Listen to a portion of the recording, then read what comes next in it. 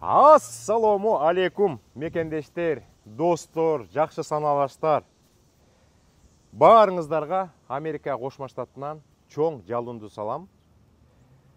Бүгүн абдан сонун күн болуп атат, жүрөккө жагымдуу. Анткени 31 август мекенибиздин, Кыргызстаныбыздын эгемендүүлүк күнү.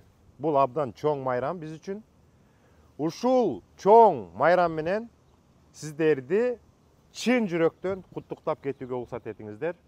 Ар бириңиздерге, ушул видеону көрүп аткан ар бир мекендешиме, ар бир саналашыма, жакшы саналашыма эң негизгиси ден соолук каалап кетем, аманчылык каалап кетем. Ишиңер алдыга эле жылып, жаманчылыктан алыс болуп, ар дайым жакшылыктын үстүндө жүрүңүздөр. Мекенибиздеги дүйнөнүн ар кайсы булуң бурчундагы биздин досторго, мекендештердин үй бүлөсүнө тынчтык каалайбыз, барчылык, молчулук, кененчилик каалайбыз. Астыга койгон ой тилек максаттарыңыздардын баары ишке ашып, ар дайым жакшылыктар сиздерди колдоп жүрсүн. Ушундай кыскача каалоо тилек айткым келип кетти. Кийинки эфирден жолуккуча сак саламатта болуңуздар, достор.